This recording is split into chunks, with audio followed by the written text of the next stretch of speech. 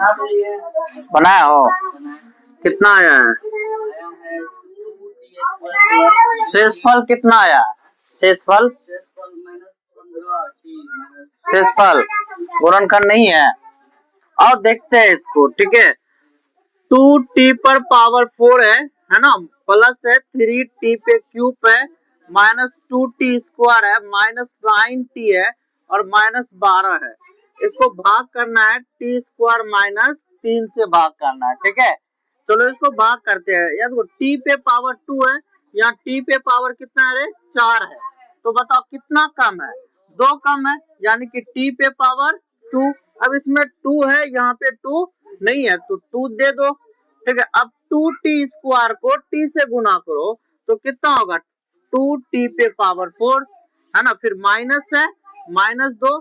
अब 3 को 2 से गुना कर दो, 3 दूना 6 और t पे पावर 2, ठीक है। यहां तक समझ रहे हो? अब इसको घटाना है तो ये माइनस होगा, ये माइनस है तो प्लस कर देंगे, ये कट जाएगा जी, ठीक है। ये कट जाएगा। अब देखो इसमें बड़ा को जो पावर है वो 3t पे पावर 3 है।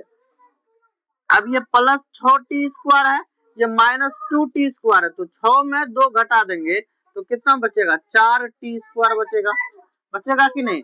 फिर माइनस क्या होगा रे? 9t और माइनस 12 होगा, है ना। कोई दिक्कत?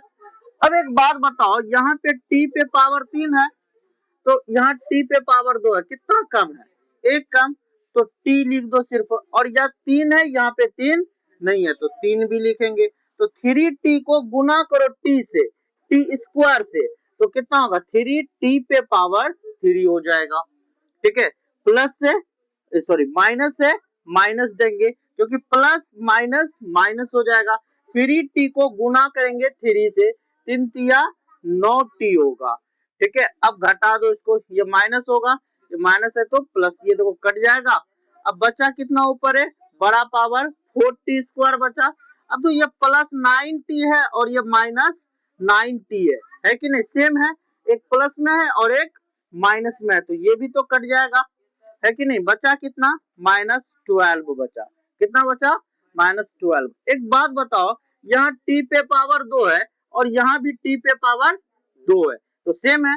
लेकिन यहाँ 4 है, यहाँ 4 नहीं है, तो प्लस 4 कर दो, कोई दिक्कत? अब ये 4 को 2t स्क्वायर से गुना करो तो क्या होगा? 4t स्क्वायर होगा। अब 4 को फिर 3 से गुना करेंगे, 4 तिया 12, यहाँ माइनस है तो माइनस देंगे और 12 लिखेंगे, है ना। अब ये प्लस है तो क्या हो जाएगा? माइनस, माइनस है तो क्या होगा? प्लस, ये कट जाएगा, ये भी कट जाएगा। तो बताओ शेषफल क्या आया? 0 आया कि नहीं? तो इसमें शेषफल कुछ बचा ही नहीं, शेषफल क्या हो गया? 0 हो गया।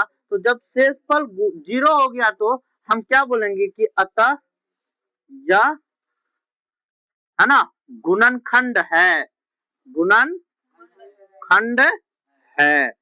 ये क्या है रे? गुणनखंड है। ये जो है गुणनखंड है, बात समझ रहे हो?